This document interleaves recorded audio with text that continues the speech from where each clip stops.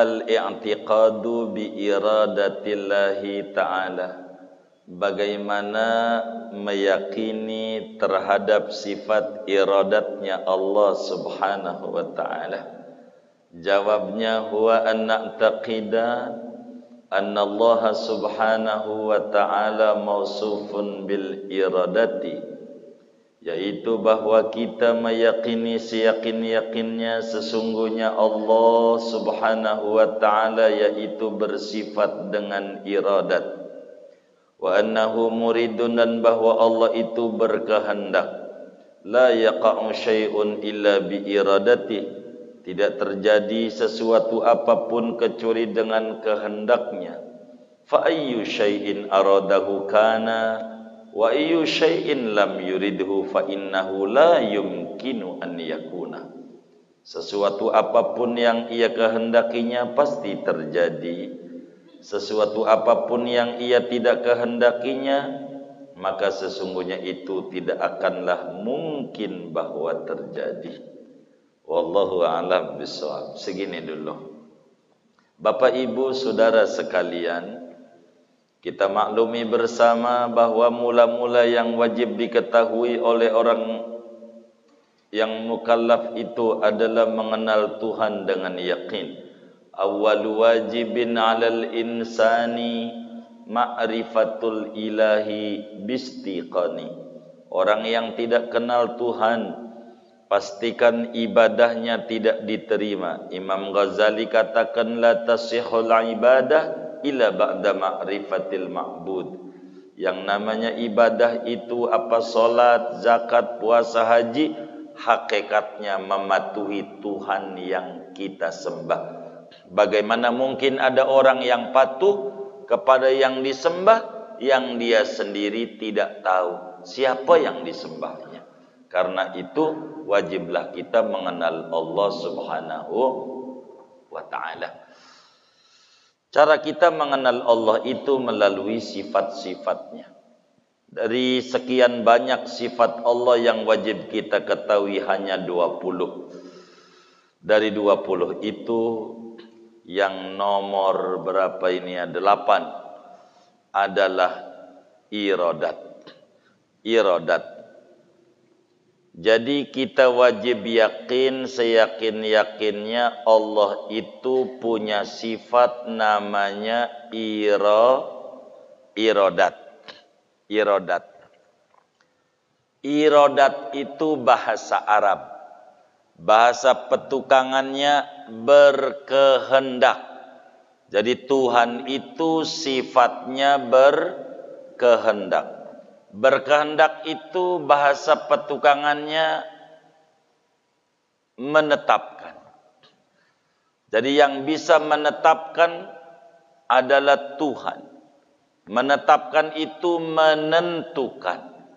Jadi Allah itu punya sifat namanya menentukan kaya, menentukan miskin, menentukan untung, menentukan rugi, sakit, sehat, lahir, tidak, hidup, mati, dan seterusnya. Itu semua ketetapannya adalah yang punya adalah Allah. Jadi iradat itu apa? Sifat. Iradat itu sifatun qadimatun qaimatun bidatihi ta'ala mawjudatun yata'atta biha takhsisul mumkinat bi ba'di ma yajuzu alaiha. Yang namanya iradat adalah sifat Allah yang qadim, dari dulu Allah berkehendak, sekarang berkehendak, sampai nanti berkehendak. Dari dulu punya ingin, sekarang punya ingin, sampai nanti punya ingin. Dulunya kita enggak punya keinginan. Baru ada tahu merek Holland Bakery di Cipulir. Kayaknya enak tuh. Baru pengen makan Holland Bakery. Jadi tahu dulu baru pengen. Nggak ada orang pengen yang dia kagak tahu. Begitu. Kagak tahu. Kalau kita makhluk, nggak qadim. Dan iradat Allah itu qadim. Kalau kita sebatas kepengen doang. Mewujudkan gak bisa. Menetapkan gak bisa. Kepengen kita bisa. Kita pengen kaya bisa. Tapi mewujudkan kaya bukan kita. Allah. Orang sakit pengen sembuh. Yang nyembuhin yang punya iradat, yaitu Allah. Yang dagang pengen untung. Yang netepin untung Allah. Karena Allah punya sifat iradat. Iradat. Iradat itu, saudara, iradat Allah itu mutlak. Apa yang Allah tetepin terjadi. Apa yang Allah enggak tetepin enggak bakalan terjadi. Ini yang harus dipahami oleh kita. Masya Allahu kan wa ma lam yasha lam yakun. Dalam Rotibul Haddad, bismillah walhamdulillah wal khairu wasyarru bimasyiatillah. Bismillah saya buka warung. Alhamdulillah saya tutup warung. Untung atau rugi semuanya ketetapan Allah. Bismillah kita tidur sama bini. Alhamdulillah kita udah kelar tidur 3 ronde berturut-turut sampai KO. Punya anak atau tidak ketetapan Allah. Bismillah kita nyalon dewan.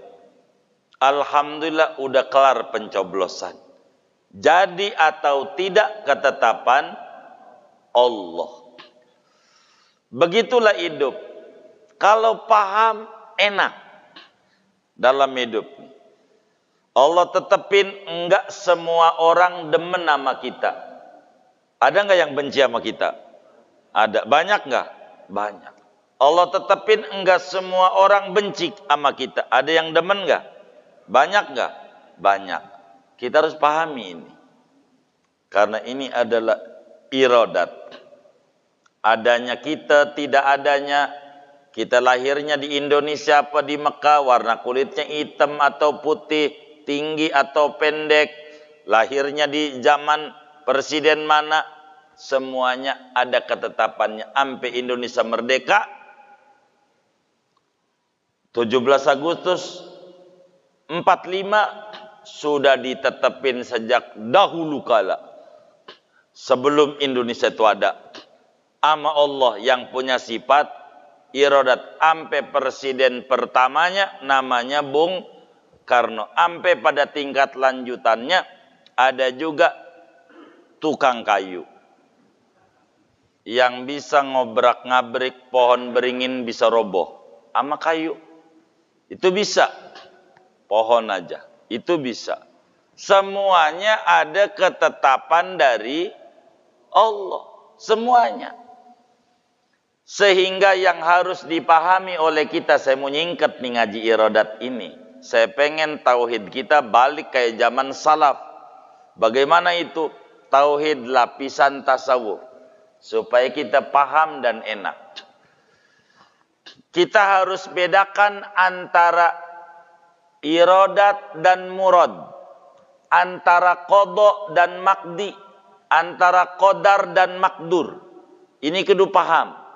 Antara ketetapan yang Allah punya dan ditetapkan pada kita. Ini biar gampang, iradat Allah ada 4. Ini yang harus dipahami. Supaya kita ngerti. Kaji iradat. Iradat Allah itu pada kita hambanya 4. Ini paham ini. Nanti kita tauhidnya mantap kalau paham ini.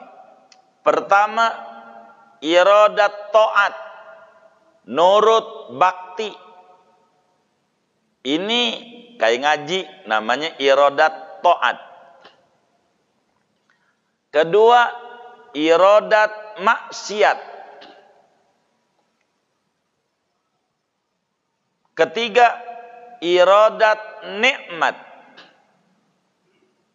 Keempat, iradat musibah. 4 aja nih. Ada kalanya taat, ada kalanya maksiat, ada kalanya nikmat, ada kalanya musibah. Semua ini taat, maksiat, nikmat, musibah, semuanya ketetapan Allah, yang netepin Allah.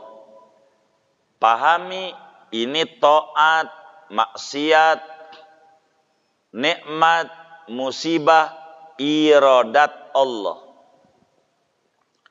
Cuman cara nyambutnya nggak sama. Iradat itu tidak sama dengan ridho Allah, enggak. Iradat itu lain dengan ridho. Iradat itu berjurusnya dengan izin Allah. Kalau perintah Allah baru berjurus dengan ridho Allah. Itu begitu. Kita pahami iradat Allah sama kita ada berapa?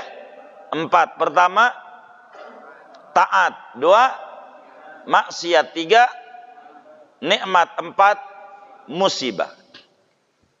Baik. Cara nyambutnya enggak boleh ngandel itu, enggak boleh. Ngandel itu salah. Kalau kita iradatnya taat, sholat, ngaji, puasa, haji, apa aja perintah-perintah Allah, maka cara nyambutnya dengan sungguh-sungguh penuh keikhlasan. Di sana ada ridha Allah. Namanya taat iradat, qadar. Nyambut dengan sungguh-sungguh dan keikhlasan, ini perintah. Cara nyambutnya, bila mana kita ditakdirkan oleh Allah dengan sifat iradatnya taat, kayak ngaji, kita kudu serius ngaji kita. Begitu, kita kudu ikhlas ngaji kita. Sehingga kita tidak main-main. Salat itu iradat Allah. Tapi kita nyambutnya dengan sungguh-sungguh dan keikhlasan. Itu perintahnya. Menyambut ini tugas kita. Yang menetapkan Allah. Kita bisa ngaji ini jujur bukan karena kita. Saya mau gambarin biar kita paham. Ada orang kaya di Petukangan, kaya raya dan dermawan. Begitu, kaya raya dan dermawan. Ada orang kaya pelit, ada nggak? Banyak nggak? Banyak. Baik, kita jangan ngomongin yang kaya pelit. Kita ngomongin yang kaya dermawan. Dia bilang sama kita begini, Bang, main ke rumah saya, ini kunci. Dia dikasih kunci. Warnanya kuning. Saya ngantongin kunci kayaknya. Jadi kan nyontohnya enak jadi. Tuh, warnanya kuning lagi. Ini kunci warnanya kuning, kata si orang kaya. Di rumah saya ada berangkas. Warnanya kuning, sesuai kuncinya nih. Itu isinya dolar semua. Kata si orang kaya. Itu duitnya buat lo. Ambil. Begitu. Lalu kita ambil tuh kunci. Kita datang ke rumah orang kaya tuh. Kita buka berangkasnya. Yang kuning. Bener dolar semua. Duit semua isinya. Kita ambil semuanya. Kira-kira yang hebat kita apa orang kaya?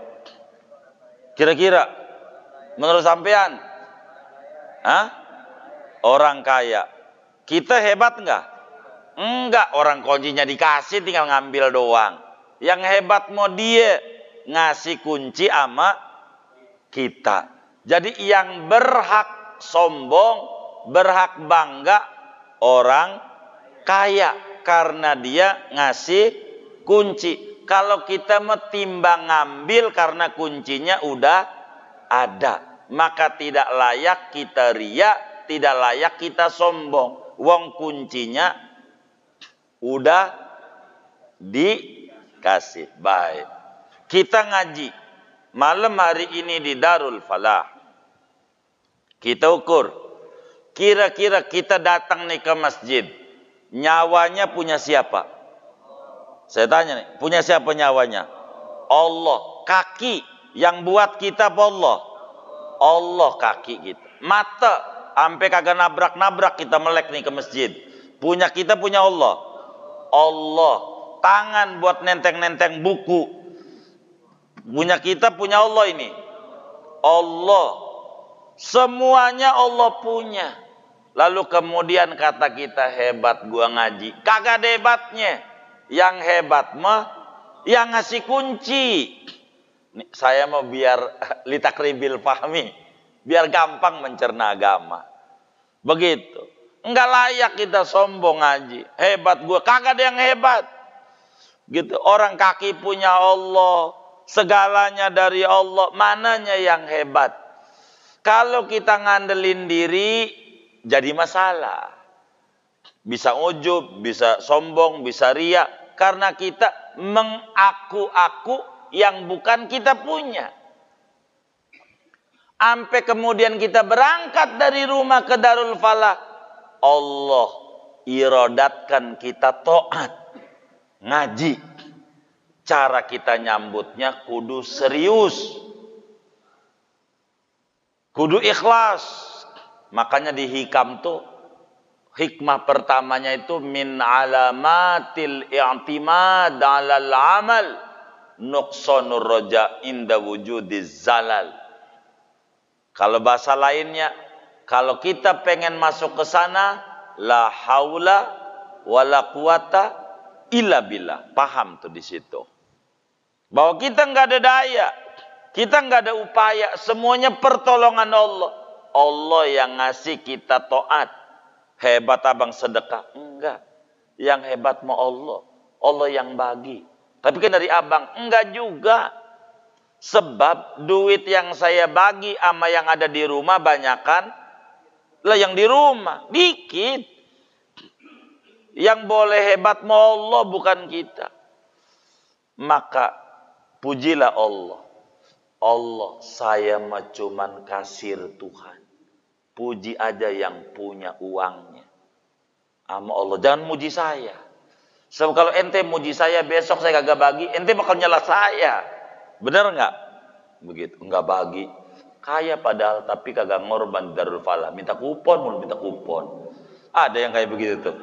Nggak ada, alhamdulillah. Sian guru kita ya Fikri. Begitu. Itu namanya taat, saudara. Sambutnya itu dengan sungguh-sungguh.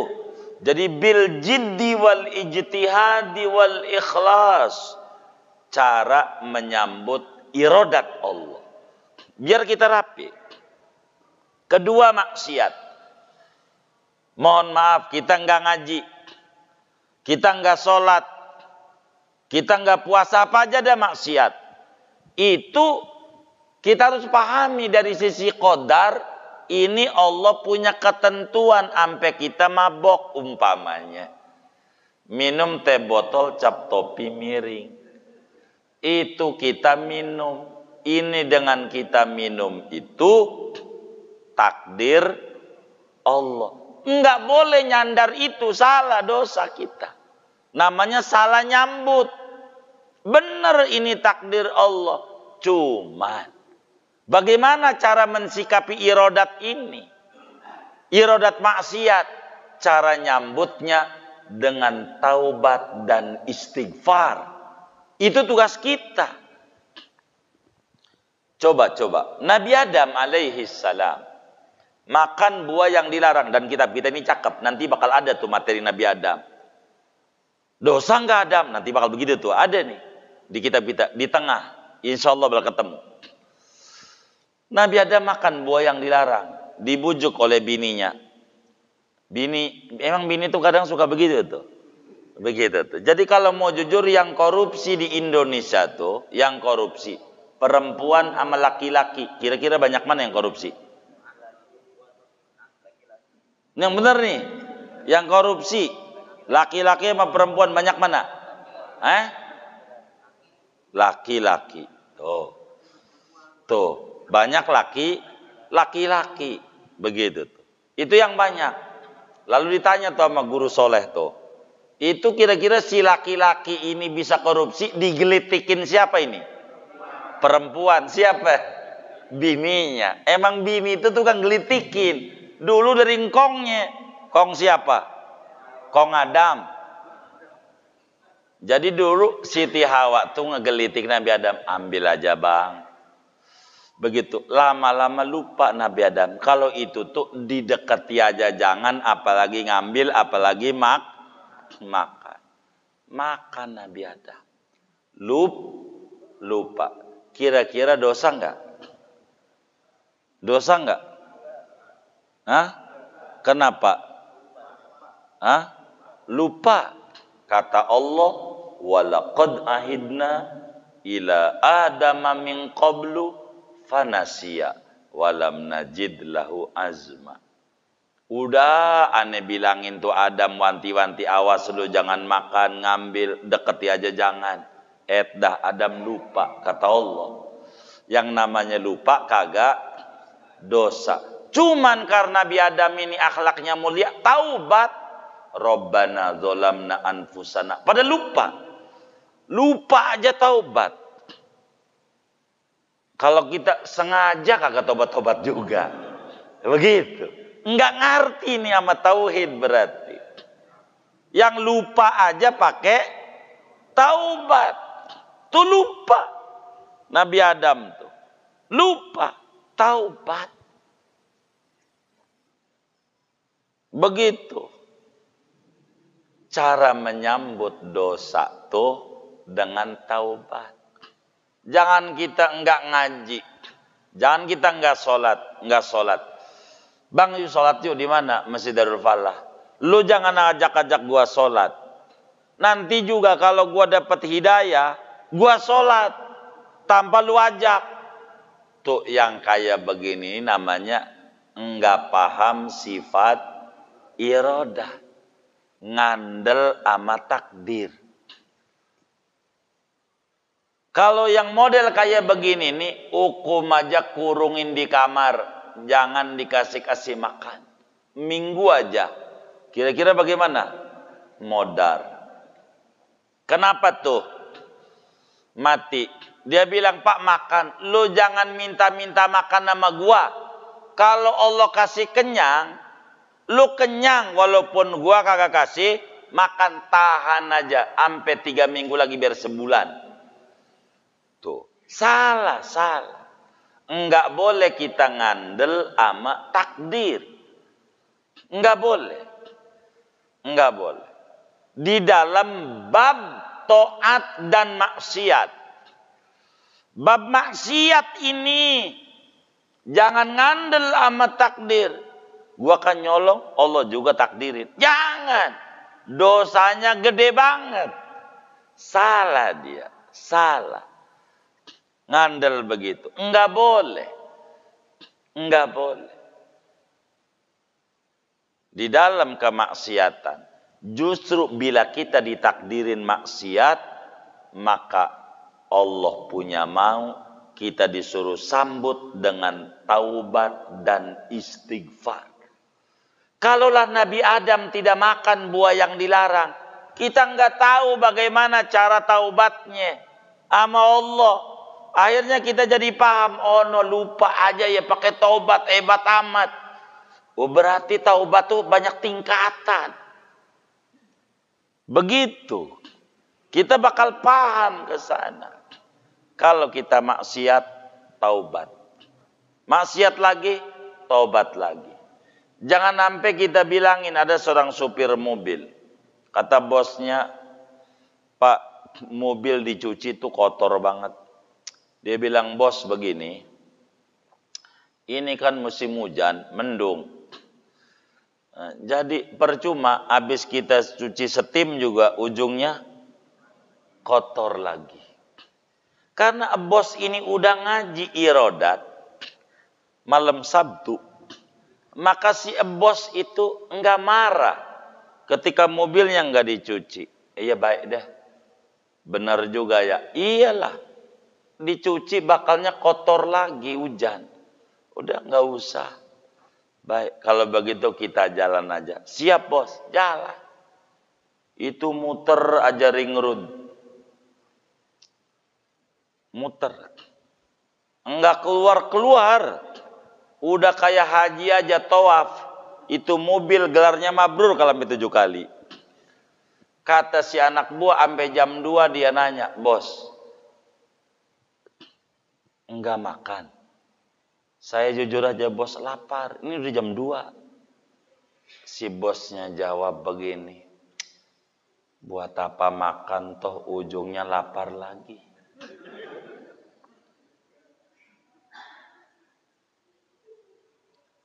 Buat apa makan ujungnya lapar lagi. Ya bos salah. Kalau begitu bos keliru, sesat pikiran begitu tuh. Begitu. Ya kalau lapar makan lagi. Kalau lapar makan lagi. Dia habis negur bosnya diam. Kenapa? Berarti mobil kudu dicuci. Kalau kebetulan kotor lagi, cuci lagi, kotor lagi, cuci lagi. Manusia jangan bosan dari taubat sebelum dia bosan benar-benar dari dosa. Kalau sekarang kita taubat, entar mabok lagi, taubat lagi. Maka saya sering bilang sama teman-teman, bagaimana kalau saya pergi haji, nantinya judi lagi, haji lagi, judi lagi, haji lagi. Jangan kita berpikiran naif. Jangan berhenti daripada kita taubat selama kita belum berhenti dari dosa. Karena cara nyambut dosa itu bukan dengan ngandel sama takdir Allah. Cara nyambutnya dengan taubat dan istighfar. Maka jadi muslim yang baik kalau mau ngomong kayak begini. Jangan sering-sering datang ke kiai-kiai doain biar rezeki saya luas. Ini kurang benar. Jangan kayak begini, kurang benar. Kiai doain biar saya warungnya meningkat. Enggak benar. Kenapa? Kalau rezeki luas, kita punya Tuhan. Angkat tangan kita malam-malam. Bisa. Kalau kita pengen usahanya meningkat, bisa. Ini bisa. Sebodoh-bodohnya kita bisa ngangkat tangan. Mintalah sama orang biar dapat ampunan dosa. Kalau itu untuk berat. Dari dulu nih kagak bosan-bosan dari dosa. Ini bagaimana biar bosan? Minta tuh kayak begitu tuh. Sama kiai. Resepnya bagaimana? Namanya bertoriqoh. Namanya. Kalau rezeki mah ya Allah ayam aja dipikirin. Begitu rezekinya masih kita yang ngaji kagak. Begitu. Yang bakal jadi nyesel karena kita sering lirik kanan, lirik kiri. Puyeng akhirnya kita. Itu salah kita. Taubat. Taubat. Dan istighfar. Manakala kita terjebak dosa, jangan entar-entar. Taubat. Taubat sambel. Biarin. Yang penting kita taubat. Karena jalanin taubat itu perintah Allah dapat ganjaran. Nanti kalau kita habis berbuat dosa, habis taubat dosa lagi, enggak apa-apa. Taubat lagi. Dosa lagi, taubat lagi. Jangan berhenti daripada makan. Manakala lapar, makan lagi. Manakala kotor, cuci lagi. Manakala terjebak dosa, taubat lagi. Begitulah muslim yang benar. Yang benar. Itu begitu. Berbuat dosa, mohon maaf, kita mabok. Ini minum-minuman. Kita minum. Ya betul, takdir Allah. Tapi karena jatuhnya ama kita wajib taubat dan istighfar. Itu namanya akidah ahlus sunnah wal jamaah. Ketiga, kalau kita ditakdirkan nikmat oleh Allah, cara nyambutnya dengan syukur. Dengan syukur, cara nyambutnya. Berterima kasih. Kita dagangnya laris, Allah itu yang nakdirin. Jangan, emang otak gua mencer. Begitu. Anak kita pinter, siapa dulu babanya? Ini kagak bener nih. Emang Allah mau pemurah. Kita sehat, emang Allah mau pemurah. Sehingga kita rajin bersyukur sama Allah. Jadi Idul Adha pun ngorban kita. Enggak istiqomah tiap tahun kalau udah ketemu Idul Adha selalu belinya arang mula metusukan. Ada yang kayak begitu tuh. Yang mana orangnya nih? Yang bener lah. Begitu, yang benar. Kalaulah nikmat sambut dengan kesyukuran dan kedermawanan. Jadilah kita kasir Tuhan. Ada Idul Adha ngorban. Biar kita jadi kasir Allah. Ada kotak amal Jumat Darul Falah isi, jangan pura-pura merem. Udah lewat baru melek. Ini nggak benar. Isi. Tapi Darul Falah masjidnya bagus. Itu bagus amal orang. Tapi engkong gua amal engkong lu belum. Kecuali kuburannya bakal numpang sama engkong. Kan kuburannya masing-masing. Masing-masing apa numpang? Lah masing-masing.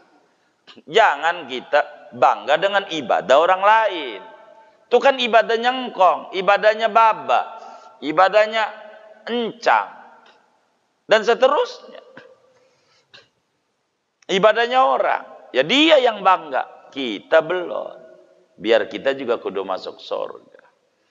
Begitu. Kalaulah kita iradat Allah jatuh kepada kita bentuknya musibah, apa aja yang enggak mengenakan kita, cara menyambutnya dengan sabar dan terus berikhtiar. Begitulah muslim. Dan ini nih yang ada ganjaran. Bolehkah kita ngandel sama takdir? Boleh. Pada bab musibah saja. Bukan bab perintah Allah yang kita langgar. Contoh, dagang kita rugi. Ya udahlah, udah takdirnya. Mau bagaimana? Kita udah buka warung. Iklan sudah. Di mana-mana media sosial sudah. Jadi sehingga agak tenangan. Boleh. Kata Ibnu Athaillah dalam hikamnya, liyukhaffif alamal bala'i minka ilmuka bi annahu subhanahu wa ta'ala huwal mubli. Keyakinan Anda yang memberikan cobaan adalah Allah akan meringankan beban derita yang ada. Begitu. Jangan kita ditakdirkan musibah keluh kesah, dosa. Ditakdirkan miskin, ngeluh, dosa. Ditakdirkan kaya, sombong, dosa. Salah nyambut. Mestinya syukur. Ini nih poin penting ngaji iradat. Kita harus paham tentang iradat. Sehingga kita akan terus berjuang. Kita terus berikhtiar dengan kita mengkaji sifat iradat. Segalanya ada ketetapan dari Allah Subhanahu wa ta'ala. Sehingga Imam Hatim Al-As-Sa' dia bilang, aku yakin rezekiku sudah ditentukan oleh Allah. Karenanya aku qanaah, merasa puas dengan apa yang ada. Kita syukur aja dah. Miskin qanaah, kaya zuhud. Zuhud itu dunianya enggak ditaruh di hati, bukan tidak punya ape-ape. Ini namanya ngaji iradat. Saya mau singkat, orang yang telah belajar bahwa Allah itu bersifat iradat, bahwa apapun yang terjadi semuanya ketetapan dan kehendak Allah. Karena bila Allah kehendaki pasti terjadi.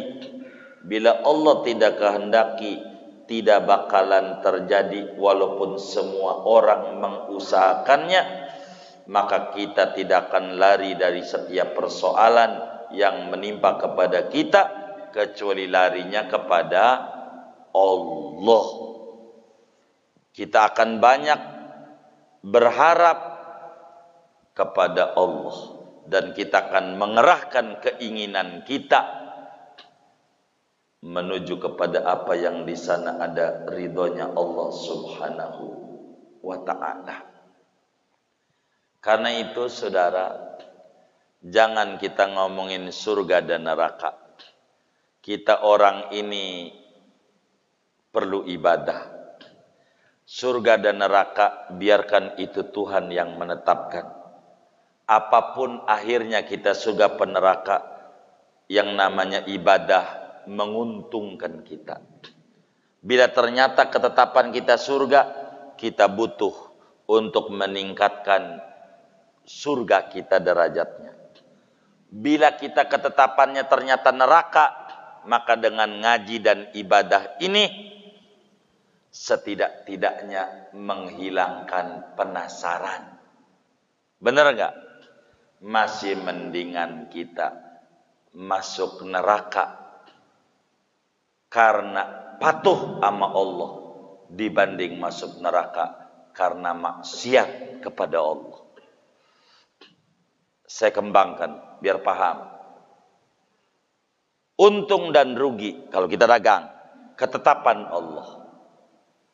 Apapun hasilnya, semuanya baik buat kita.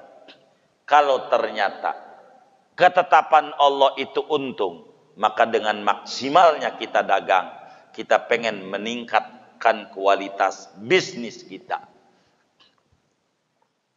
Kalau ternyata ketetapannya rugi, setidak-tidaknya kita tidak mencela diri sendiri. Yang penting saya sudah usaha. Masih mendingan rugi dengan patuh kepada Allah daripada rugi tapi tidak usaha.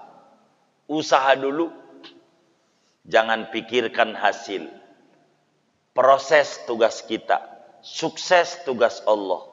Yakini sukses seringkali tidak mengingkari proses. Begitu. Jangan kita nggak sholat lalu berkata, diajak sholat sama teman kita, bang sholat dulu, sholat yuk. Di mana? Darul Falah. Nih biar lu paham, pakai dicolok-colok. Lu aja sholat nih ya, belum tentu masuk surga. Lah kita mikir, ya juga ya. Apa ikut dia aja mancing ya di Pertamina. Begitu. Ini namanya salah. Diinjak diem aja. Kalau diinjak jawab lagi, bang gua yang ngaji sholat aja belum tentu surga. Apalagi lu yang kagak sholat. Bener nggak? Begitu jawabnya. Gua yang sholat yang ngaji ini belum tentu surga. Begitu. Nih kayak yang ngaji nih, saya tanya, ini kira-kira pasti masuk surga? Apa enggak? Belum tentu, pengennya masuk. Maka ngaji ini namanya dagang, usaha, ikhtiar pengen masuk surga. Adapun masuk atau tidak ketetapan Allah, biarkan Allah dengan takdirnya. Jangan lari ke sana. Maksimalkan dalam berikhtiar. Biarkan Allah yang menentukan karena dia punya sifat iradat. Kalau kita sakit, berobat.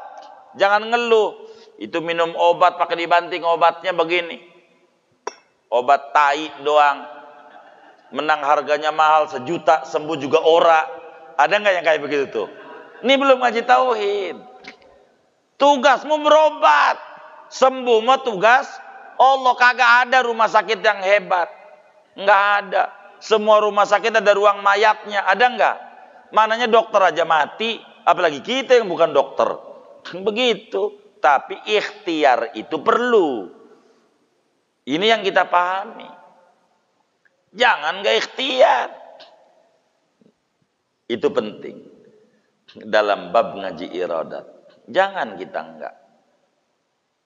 Jadi masih mendingan kita enggak sembuh tapi patuh sama Allah dengan berobat daripada kita pengen sembuh kagak berobat. Udah biarin aja. Ntar juga sembuh dewek. Mana ada. Ya, mati bisa. Jadi berobat itu ikhtiar. Menggunakan iradat juz'i yang Allah berikan kepada kita. Maka Orang yang ngaji tauhid itu hidupnya tenang. Kalau ada yang nyela dia, nyela kita gitu biar gampang. Ada yang nyela kita, mikir, lah kita Nabi aja yang akhlaknya mulia nggak ada dosa masih dicela, diomongin, apalagi kita yang banyak dosa. Biarin dia ngambilin dosa kita, lumayan. Begitu diomongin orang. Begitu. Jadi kita nggak mau buyang-buyang, itu mendomongin, meremelek. Si Anu tuh payah banget ya, padahal waktu tinggal di Petukangan gua tuh yang nyariin kontrakan. Tapi sekarang dia songong banget, padahal belagu, baru punya mobil kayak begitu doang. Miring kiri, lihat jam, udah jam 11, belum tidur, sampai jam 1. Tuh yang kita pikirin, kira-kira lagi mikirin kita nggak? Lah kagak, lagi ngapain? Ngorok. Lah kita nggak bisa tidur ini kalau mau jujur, ulah dia, ulah kita. Ngapa dikerjain? Wah, kita udah ngaji tauhid. Kalau pengen nggak diomongin orang, satu kuncinya bergaul sama orang tanah kusir. Kalau di tanah kusir, cakep, nggak ada yang ngomongin. Bener nggak? Tuh begitu. Kalau orang masih hidup mau diomongin, mau model bagaimana juga kagak ada habisnya. Datang lagi penceramah kurus, Waalaikumsalam warahmatullahi wabarakatuh, kurus, langsung aja komentarnya, pasti diomelin bininya mulu. Tandanya kurus. Naik lagi yang gemuk badannya gede, pasti jarang puasa. Ada aja yang diomongin. Tuh namanya juga orang. Itu biasa. Hidup tuh kayak begitu. Jadi kita harus paham tentang iradah, biar kita tenang di dalam menjalani hidup kita. Begitu. Kalau kita dapat ujian, percis, namanya dapat cubitan Tuhan. Kita dicubit sama pacar kita. Dicubit. Kira-kira sakit nggak? Tuh nggak pernah punya pacar nih. Kita tahu. Kalau dicubit sakit nggak? Sakit. Tapi marah nggak?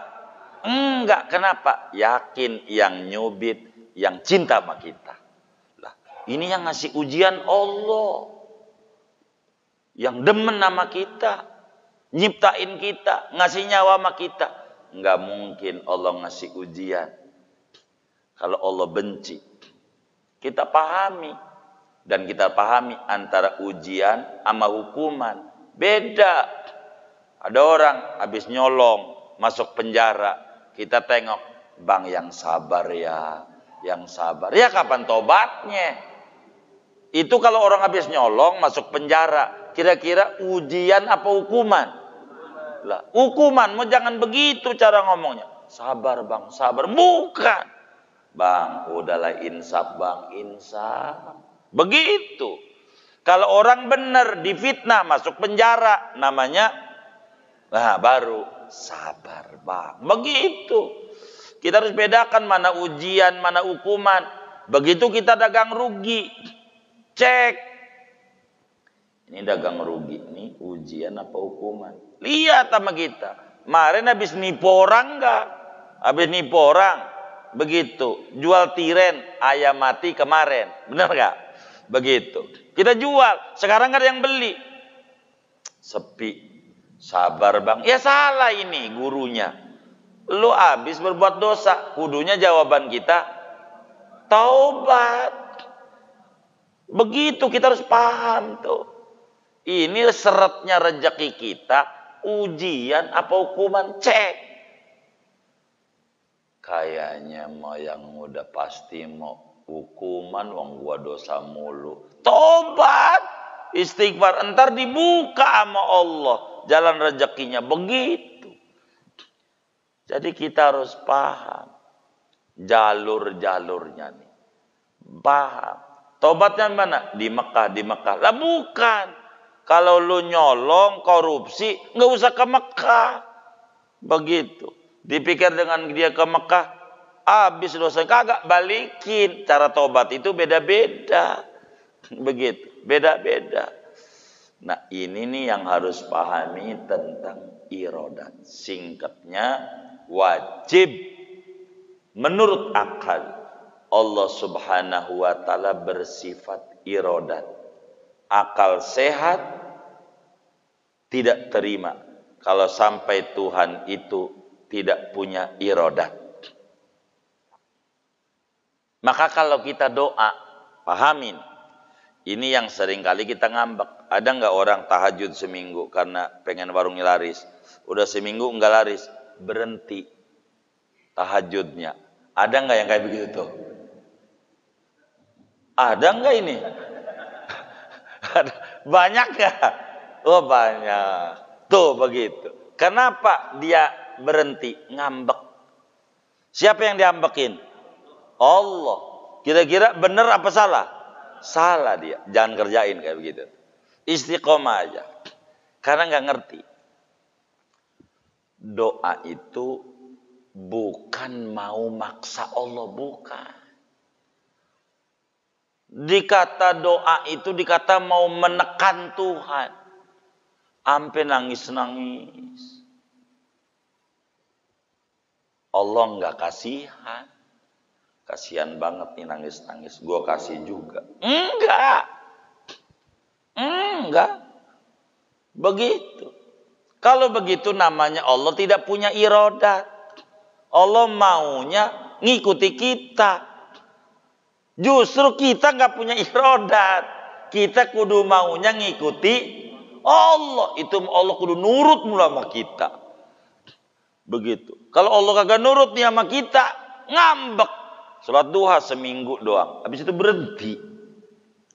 Ngeluh aja nusi status. Payah bangetin dagangan. Begitu. Ini nggak ngerti roda. Nggak ngerti. Doa itu bukan untuk memaksa Tuhan. Tapi doa itu untuk menselaraskan hati kita dengan apa yang Tuhan tentukan. Maka doa mukhul ibadah. Doa itu sumsum jam pengabdian sama Allah. Di sana ada pengakuan diri ini tak berdaya di hadapan Tuhan yang kuasa. Diri ini hanya punyanya keinginan, tidak bisa menentukan. Maka dengan doa kita minta sama yang maha menentukan. Bukan memaksa dia. Terserah dia mau ngasih mau kagak. Tuhan gak bisa dipaksa oleh kita. Kalau doa sama dengan memaksa Tuhan, waduh alamat. Kemarin kita pilpres. Ada berapa tuh yang nyalon presiden? Pilpres. Ini dipikirin dulu, jangan langsung jawab aja ini. Ada berapa? Ada berapa? 3. Saya mau tanya. 3. 1 Prabowo. 2 yang presidennya Anies. 3 Ganjar. Ada 3 orang. Kira-kira Ganjar doa enggak? Doa enggak? Doa. Enggak doa enggak? Hah? Kira-kira doa enggak dia? Pengen enggak jadi presiden gitu aja biar gampang? Pengen enggak? Kira-kira doa enggak? Doa. Sungguh-sungguh enggak dia doa? Sungguh-sungguh. Anies. Doa enggak kira-kira? Sungguh-sungguh enggak? Sungguh-sungguh. Prabowo, doa enggak? Doa. Sungguh-sungguh enggak? Maka presidennya 3. Presidennya 3. 3 apa 1? Ya 1. Karena Allah enggak bisa diatur kita. Terserah Allah. Tugas kita doa. Pengijaban terserah Allah. Enggak kemudian doa. Wah semuanya. Enggak. Itu doa hanya proposal yang diajukan nama Tuhan. Jangan berhenti. Kayak orang main lotre, ada 36 kotak. Isi semuanya, masih kagak nembus. Bener nggak? Itu mau ngambek. Oh udah seminggu, nggak, warungnya nggak laris, berhenti. Padahal besok Allah pengen kasih, kayaknya udah mau serius nih orang nih. Pengen dikasih, kagak ada orangnya. Ya kagak jadi. Jadi bukan salah wiridan gak manjur itu. Salah hati kita dalam berirodat, memahami sifat irodat Allah. Doa mau doa saja. Nabi Ibrahim waktu doa, Rabbi habli minas solihin, Tuhan anugerahi saya anak keturunan tergolong orang soleh itu daripada doa 80 tahun baru dikasih anak Ismail. 80 tahun dari doa-doa itu enggak berhenti. Kalau kita baru seminggu doa ngambek, ya enggak paham tauhid. Ada yang model kayak begitu tuh? Enggak ada, alhamdulillah. Ini saudara, kita harus paham tentang iradat. Biar kita tenang hidup kita. Enggak punya anak, semua istri enggak pengen enggak punya anak. Dia juga pengen menghadiahi anak sama lakinya, tapi belum dikasih. Enggak usah kita ngomel-ngomel. Berikhtiar saja. Jangan tidak berikhtiar, karena itu kewajiban kita. Namanya syariat. Doa mau jurusannya hakikat. Maksimalkan dalam bersyariat. Biarkan Tuhan yang punya iradat menentukan hakikat. Begitu gitu. Jangan enggak. Kalau kata saudara kita, anak beliau nih semuanya anaknya anak soleh. Benar enggak? Tuh, beliau tuh. Anaknya semuanya, biar kata ada 10 juga semuanya anak soleh. Begitu. Emang bapaknya soleh katanya. Begitu. Jadi bagaimana nih? Jadi pahami iradat. Kita baca ratib. Udah baca aja ratib. Setiap baca ratib, proposal lagi saya ajukan. Turun langsung. Yang enggak, proposal mau dibaca dulu sama RT, sama RW, mana dulu kelurahan. Bener enggak? Ya kan proposal. Jangan berhenti, terus saja. Nanti juga bakal muncul hasilnya. Makanya kalau nanya sama doa orang manjur tuh, jangan berhenti di situ. Saya dongeng sedikit biar paham. Dulu ada pengusaha sukses, pernah juga nyalon wakil presiden, nggak jadi. Begitu, pengusaha jalan tol, anak muda, begitu. Jadi karyawannya jamaah kita, karyawannya jamaah majelis. Dia bilang, bos saya masih muda, punya tol di Cipali, luar biasa, sukses hebat. Saya bilang, Bang, tanya dong sama bosnya, amalannya apa? Minggu besok dia nanya, bos amalannya apa bisa sukses? Sholat duha. Dia baik lagi sama kita. Giliran ngaji lagi, jadi dongeng lagi. Saya udah nanya sama bos. Bos itu amalannya sholat duha. Tanya bang, berapa rokaat? Sampai punya tol, punya usaha tuh. Dia nanya lagi. Dia bilang 8 rokaat. Enggak pernah enggak. 8. Dia lapor lagi sama kita. Ketika ngaji, guru kata bos, sholat duhanya 8 rokaat. Jangan segitu. Tanya, udah berapa tahun ngamalinnya? Saat itu, ini saat dialog terjadi, dia datang lagi dalam ngaji. Saya udah nanya sama bos, sholat duha 8 rakaat, udah jalan 20 tahun. Enggak pernah putus, saban hari. Berarti, kalau abang pengen kaya raya kayak dia, dengan jalan sholat duha, sekarang mulai besok, sholat duha 20 tahun lagi. Lah begitu rumusnya. Kalau nyontoh amalan tuh jangan langsung ujungnya. Jangan. Saya baca bismillah bisa terbang. Tanya sama dia. Itu baca bismillahnya berapa kali? Udah berapa tahun? Jadi biar kita proporsional nanya sama orang. Kalau ada orang sukses, tanya. Kiat suksesnya apa? Dari ditanya bakal jawab, dari jawab udah berapa lama, begitu. Biar kita enggak ngiri sama orang. Karena orang bertauhid akan ngiri sama proses, bukan ngiri sama sukses. Orang yang ngiri sama sukses repot.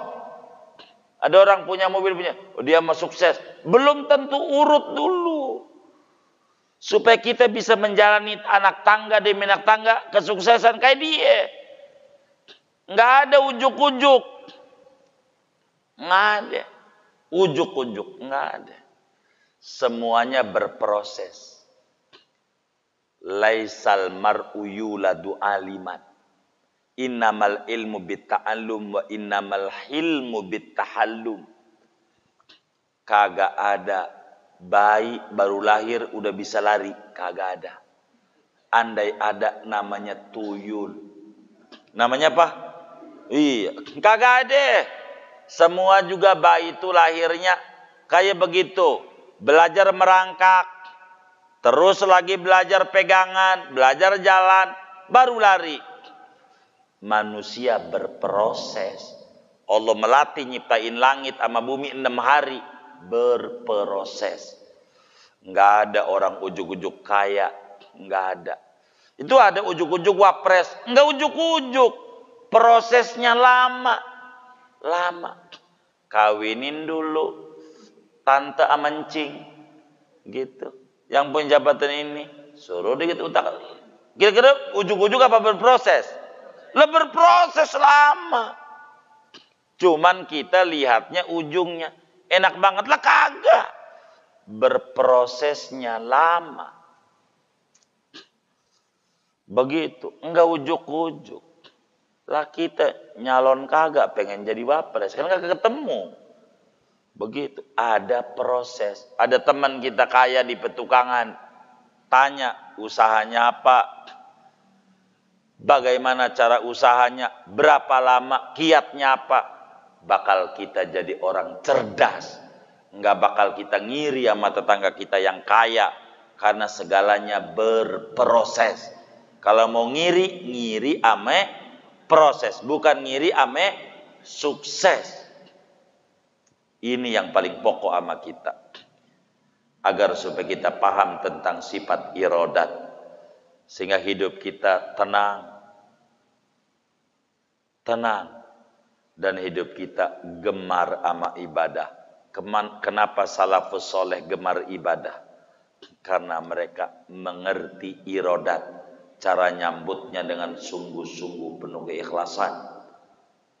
Inilah bagian kita di dalam ngaji irodat. Biar kita paham. Tidak boleh kalau kita maksiat, malas ngaji, lalu ngomongin takdir, hidayah. Enggak boleh. Dosanya lebih besar.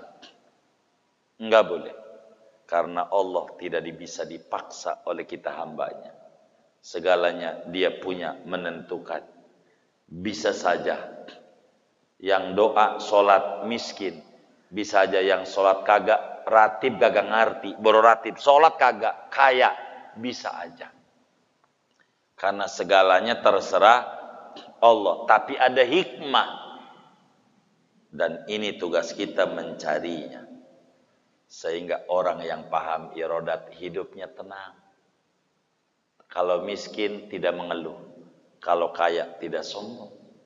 Kalau sakit dia berobat. Kalau sehat dia syukur. Hidupnya antara sabar dan syukur. Ini yang paling nikmat. Yang kayak begini. Kalau punya sabar, punya syukur. Kalau begitu anak saya yang pertama saya kasih nama sabar.